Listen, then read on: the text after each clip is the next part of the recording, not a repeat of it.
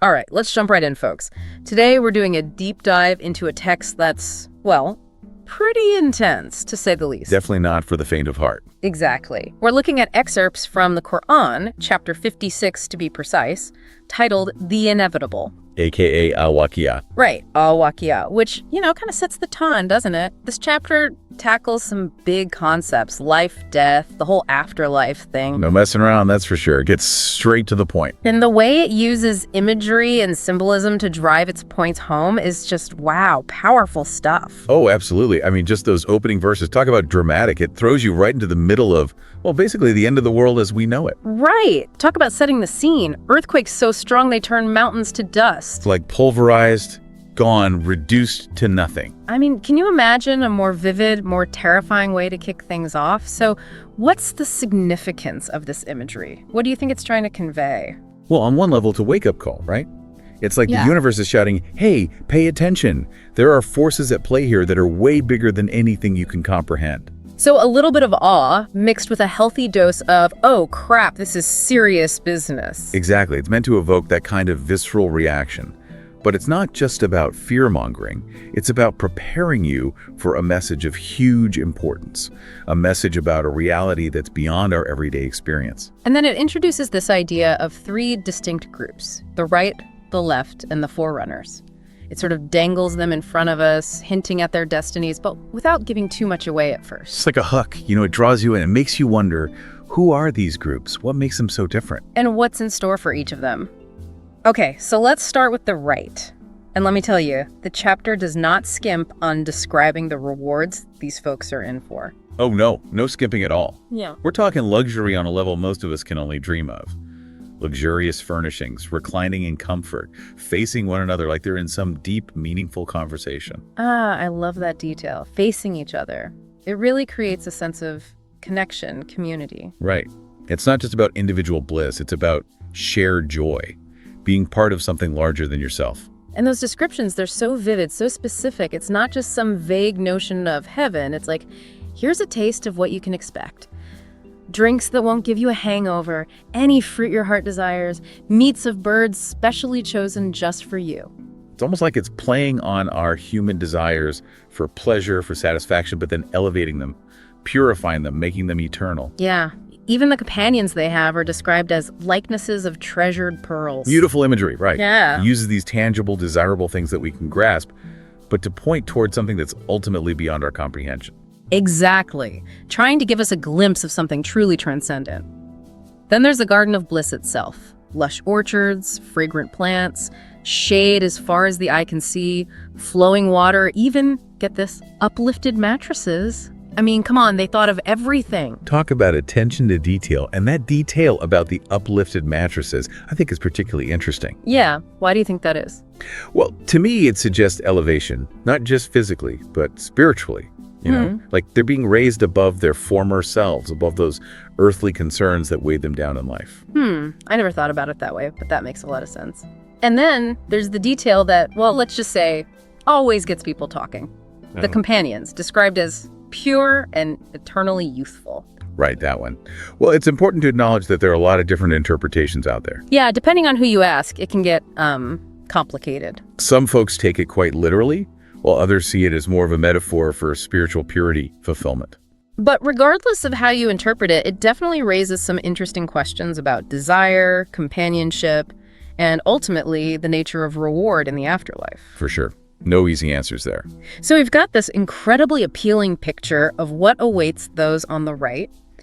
But then the chapter shifts gears, and oh boy, the contrast couldn't be more stark. Like night and day, right? Exactly. The fate of those on the left, well, let's just say it's not pretty. Nope, not pretty at all. Instead of cool shade and refreshing water, we get scorching wind, boiling water, smoke so thick it chokes you. It's almost like the chapter is deliberately hitting us with all these sensory details, but this time to evoke discomfort, even revulsion. No sugarcoating here. Definitely not. And remember how those on the right were reclining comfortably? Oh yeah, living the good life. Well, those on the left, they're portrayed as desperately gulping down boiling water like thirsty camels. Oh man, that's a rough image. It's visceral, right? It really drives home the difference in their destinies. And it's not just the physical suffering that's emphasized. It points out that these individuals, they live lives of luxury, indulgence. They had all the means to do good, but chose not to. Exactly. It's a reminder that worldly wealth, worldly comfort, they're fleeting. True fulfillment, lasting peace, it comes from something deeper. And it's almost like their past pleasures are now twisted into instruments of torment. Right, their own choices, their own actions are coming back to haunt them. And then there's this, they're confronted with those very questions they used to mock. The ones where they scoffed at the idea of resurrection. It's like the chapter is saying, well, guess what? Here's your answer. How you like me now? Yeah, it's a powerful way to illustrate the consequences of disbelief. You know, the futility of trying to deny a reality that's ultimately unavoidable. For sure. And what's interesting is that their suffering isn't just externally imposed. They're also described as eating from a tree of bitterness, filling themselves with it. Oh, I see what you're saying. So their inner state, their own choices are contributing to their torment. It's like a self-inflicted wound. It speaks to the idea that even within a framework of divine judgment, there's still a level of personal responsibility at play. Wow, that's deep. So we've got these two very distinct paths laid out. Paradise for the right, torment for the left. But then there's that third group we mentioned earlier, the Forerunners. What's their deal? What sets them apart? Well, they're described as being the nearest in the Gardens of Bliss. It's like they have VIP access, even among those who are already being rewarded. Imagine a series of circles, with God at the center, the Forerunners. They're in that innermost circle. So it's not just about being good, it's about a level of devotion, closeness to God that elevates them even higher. Exactly. They're like the gold medalists of righteousness. And this whole concept of closeness to God, it actually ties in really nicely with the next section of the chapter, where the focus shifts to the power of the Creator and our role as humans in recognizing that power. Right. Because up until this point, we've been mainly focusing on the consequences, the rewards, and punishments. But now it's like, okay, let's back up a bit and talk about the one who's actually calling the shots. Exactly. And it starts with this incredibly thought-provoking question like, have you seen what you ejaculate? Is it you who created, or are we the creator? Whoa, okay, that got personal real fast. It's kind of jarring, right? You go from these cosmic descriptions of heaven and hell to something so, well, intimate and human. And I think that's the point. It's juxtaposing something very personal with this grand question about the origins of life itself. It's meant to shake us out of our complacency, make us think about the miracle of creation, the forces at play that we often take for granted. It's like a slap in the face saying, hey, pay attention, this stuff's important. Exactly. And then it goes on to talk about how God has decreed death among you, but will replace us with likes and transform us into something unknown.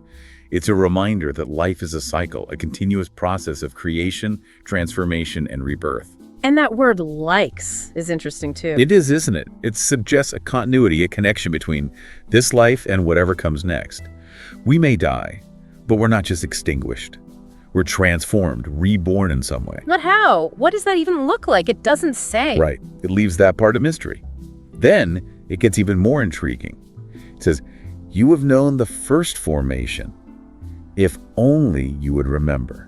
Now, what in the world does that mean? That one has always stumped me. The first formation, what exactly are we talking about here? It's a line that scholars have been debating for centuries. What is this first formation?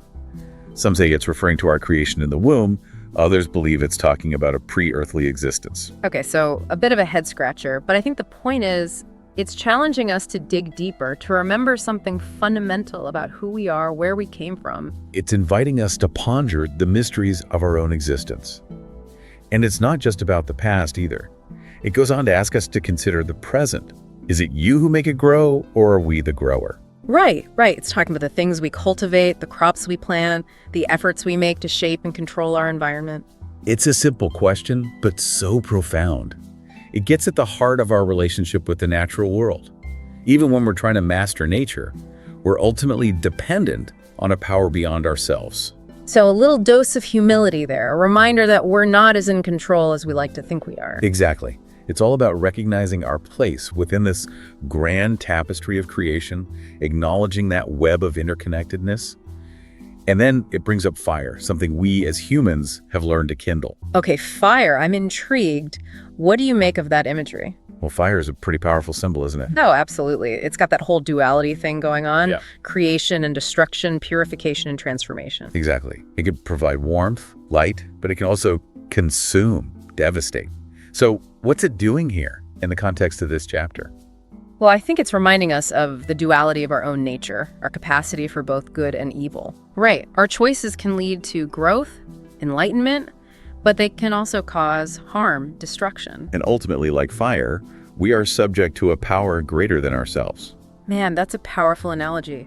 Really makes you think about the impact of our actions and the forces shaping our destiny. Right. It's not all just up to us, but we still have a role to play. So it's like a balancing act, this tension between free will and divine decree. Exactly. Figuring out how to navigate that tension, well, that's the challenge, isn't it? Definitely food for thought. So we've talked about the contrasting fates of the right and the left, pondered the mysteries of the forerunners, acknowledged the power of the Creator. But we haven't really touched on the Quran itself. And this next section, it really focuses on the book's authority, its significance as a source of guidance. Yet it's interesting because it directly addresses those who might doubt or dismiss the Quran's message. It calls it noble, well protected, and says it can only be grasped by the purified. So there's a barrier to entry here, a certain level of, receptivity that's required. And that idea of purification, it's key. It's not just about ritual purity, Right. It's not about going through the motions, checking boxes. It's about a purity of heart, a sincere desire to seek knowledge, guidance. So approaching it with a genuine openness, a willingness to be transformed by its message. Precisely. And then it throws down this challenge to anyone who might be tempted to dismiss or exploit its message. Is it this discourse that you take so lightly and you make it your livelihood to deny it? Oof, that's a direct hit. It's a wake-up call, basically saying, don't play games with your eternal fate. This stuff matters. Definitely a sobering thought. And that leads us to what I think is the climax of this section, the description of a soul departing this world, that moment of transition from life to death. It's a scene that's both universal and deeply personal. Oh, absolutely. We've all experienced the loss of loved ones, the fragility of life. And the chapter doesn't shy away from that. It describes the soul reaching the throat, those around watching helplessly. It really captures that sense of vulnerability, of being at the mercy of a power beyond our control. And yet, amidst all that, there's this incredible reassurance. We are nearer to it than you are, but you do not see. It's like this whisper of comfort, this reminder that even in death, we're not alone. It speaks to the presence of something larger than ourselves, something that accompanies us even through that final transition. So comforting, yet also kind of mysterious, right? Like, who is this we? What does that presence look like? It doesn't say. It leaves that up to our imagination, our faith. And then it circles back to the contrasting fates of the righteous and the deniers. For one, happiness and flowers and garden of delights. For the other, well, let's just say it's a whole different story. A welcome of inferno and burning in hell, to be precise. Right. It's a final reminder of the way of our choices, the lasting impact they have. And then it ends with this powerful call to action. So glorify the name of your Lord, the Magnificent. Beautiful. A call to recognize the grandeur of the Creator, to live our lives in a way that honors that power. It's a fitting conclusion to a chapter that has taken us on this incredible journey through the depths of human existence. From the inevitability of death to the mysteries of what lies beyond. Exactly. It's left me with so much to ponder, to contemplate. Me too. And we've only just scratched the surface. This chapter is packed with so much depth, so much symbolism. Absolutely. And there's one detail in particular that we haven't fully explored yet, one that I think holds the key to unlocking even deeper layers of meaning. Remember those stars we talked about at the beginning? Oh, yeah? By the locations of the stars. I'm still curious about that. Me too. And in our next segment, we're going to dive into that very detail, those celestial bodies and the profound message they hold. All right, so we're back, and man, my head is still spinning from all the imagery and ideas we've unpacked so far. I mean, we've covered mountains crumbling to dust, gardens of paradise, trees of bitterness, these mysterious forerunners. It's a lot to process. It is, isn't it? This chapter really doesn't hold back. But amidst all that, amidst the drama, the descriptions of heaven and hell, there's this one detail that's been kind of nagging at me. The stars. Ah, yes, the stars. It's easy to gloss over them with everything else going on. Right. Like, we're talking about earthquakes, souls leaving bodies, eternal destinies, and then bam, stars. Seems kind of random, doesn't it? Well, remember, in the Quran, nothing is just thrown in there haphazardly. Every word, every detail has weight, has significance. So those stars, they have a purpose, a message to convey. Okay, so they're important, but I'm still not quite getting their specific function in all of this. What are they doing in a chapter about judgment and the afterlife? Well, let's think about how humans have always related to the stars. Throughout history, we've looked up at them with awe, wonder, and a healthy dose of fear, too. They've guided us, literally helping sailors navigate the seas. Right, like cosmic signposts. And they've been a source of endless fascination, inspiring myths and legends across cultures. And they've always made us question our place in the universe. I mean, just look up at a clear night sky. You can't help but feel small, insignificant in the face of all that vastness. Exactly, and I think that's part of the point. The stars represent something that is both constant and completely beyond our control. Okay, I'm starting to see where you're going with this. They embody order, precision in a way that we as humans can only dream of. So are you saying those locations of the stars, they're meant to emphasize the unchanging nature of God's plan? Like, just as the stars are fixed in their courses, so too is the day of judgment. That's a really insightful way to put it. It's like the stars are a metaphor for divine will, a testament to the fact that there's this cosmic order in place. And that order includes judgment. We can't escape it. It's like a clock ticking down. Time is fleeting, and one day we'll all have to account for our actions. And the stars are there, bearing a silent witness. They've seen it all, human history unfolding beneath their watchful gaze. Our triumphs, our failures, the good, the bad. It's all played out under their light. It's kind of humbling, right? Knowing that even the stars are involved in this grand narrative. It is, isn't it? Makes you realize the scope, the scale of what we're talking about here. So we've got these cosmic witnesses watching over us, reminding us that judgment is coming. But then the chapter brings us back down to earth, focusing on that intensely personal moment when a soul departs from this world. Right. It describes that moment when the soul reaches the throat, that transition from life to death, and everyone around is just watching, powerless to stop it. It's a powerful image, and we've all been there, right? We've all experienced the loss of loved ones, felt that sting of mortality. It's a universal human experience. Yeah. And it's in those moments of vulnerability, that the chapter offers this incredible reassurance. Right. We are nearer to it than you are, but you do not see. It's like a whisper of comfort in the face of the unknown. Right. Like even in death, you're not alone. There's a presence there, something bigger than ourselves, accompanying us through that final transition. It's so comforting, yet also kind of mysterious, right? Like, who is this we? What does that presence look like? It doesn't specify. Exactly. It leaves it up to us to ponder, to have faith. And then it brings us back to those two divergent paths. The path of the righteous, the path of those who deny the truth. Paradise versus inferno. A pretty stark choice. And it reminds us that our choices have consequences. Consequences that extend far beyond our earthly lives. Then it all culminates in that powerful call to action. Glorify the name of your Lord, the Magnificent. Such a beautiful, evocative phrase. It's a call to recognize the power of the Creator, the grandeur of creation. And to live our lives in a way that reflects that recognition, that honors the divine presence that permeates all things. So, after this deep dive into the inevitable, what stands out to you most? What resonates most strongly? For me, it's that emphasis on personal responsibility. Yeah. The chapter is very clear. Our choices matter. They shape not only our experience in this life, but also our fate in the hereafter. And it's not just about blindly following rules, right? It's about seeking knowledge, understanding, approaching the Quran with a sincere heart. Absolutely. It's about aligning our actions with our intentions, striving for righteousness, recognizing that divine spark within ourselves and in all of creation. And what I find really interesting is how this chapter manages to be both terrifying and comforting at the same time. The descriptions of hell are definitely unsettling, but there's also this constant reassurance that we're not alone, that there's something bigger than ourselves watching over us, guiding us. The delicate balance, isn't it? It speaks to the complexity of the human experience. We're capable of great good, great evil, and we're constantly navigating the choices that will shape our eternal destinies.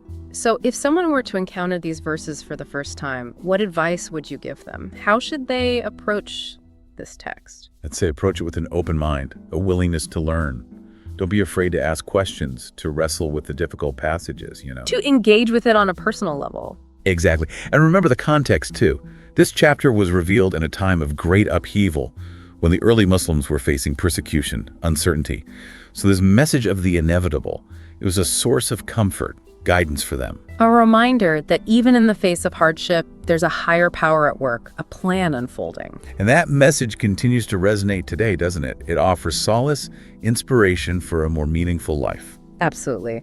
So we've covered a lot of ground, explored those contrasting fates, the mysteries of the forerunners, the power of the creator, the importance of personal responsibility. But there's one key element we still need to unpack: those stars, specifically what the text refers to as their locations. Yes. By the locations of the stars. That seemingly small detail, I think, it holds a key to unlocking an even deeper layer of meaning in this chapter.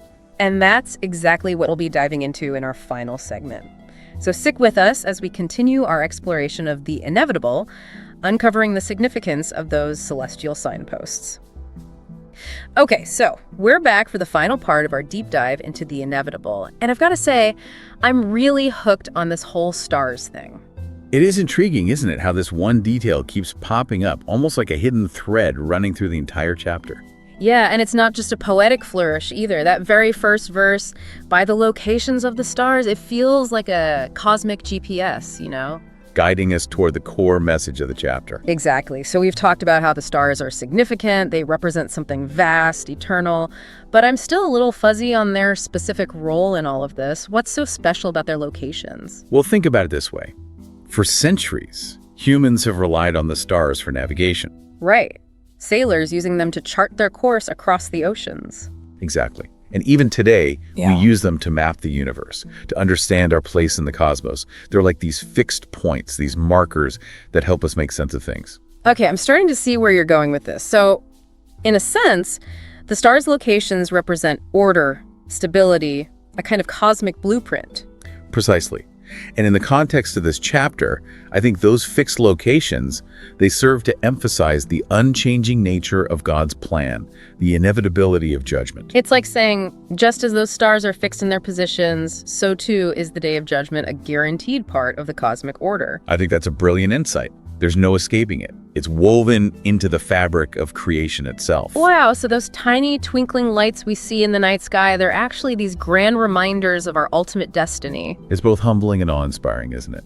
To think that even the stars are playing a role in this grand narrative. It really makes you feel connected to something much bigger than yourself. Absolutely. And that connection, I think, is what this chapter is ultimately trying to awaken in us. Yeah. A recognition that we're part of something vast, mysterious, and incredibly beautiful. I like that. So those stars, they become a bridge between the seen and the unseen, between our limited human perspective and the realm of the divine. It's like they're beckoning us to look beyond our everyday concerns, to ponder the mysteries of creation, the meaning of our existence. Makes me think of all those ancient cultures who built their whole worldview around the stars, worshiping them, seeking guidance from them. It's a primal instinct, isn't it? This urge to connect with something larger than ourselves. And I think this chapter is tapping into that very instinct. So we're not just talking about astronomy here, are we? Not at all. This is about spirituality, about recognizing the divine hand in all things, the intricate web of connection that binds us together, from the smallest grain of sand to the most distant star. It's a powerful message.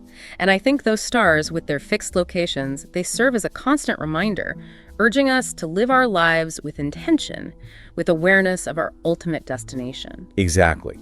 To make choices that align with our values, to strive for righteousness, knowing that our actions have consequences, both in this world and the next. Well, I don't know about you, but this deep dive has definitely left me with a lot to think about. Me too. It's been an incredible journey, exploring the depths of human existence, the mysteries of the afterlife, and the profound message embedded in those celestial lights above us. And it's a message that resonates across cultures and time, reminding us that we're part of something much greater than ourselves. That our choices matter, and that our destinies are ultimately intertwined with the very fabric of the universe. Beautiful. So to our listeners, we encourage you to take a moment, look up at the night sky, and contemplate those stars, those locations that hold so much wisdom, so much wonder. Let them be a source of inspiration, a reminder of the grand cosmic dance in which we are all participating. And until next time, keep seeking, keep questioning, and keep looking up.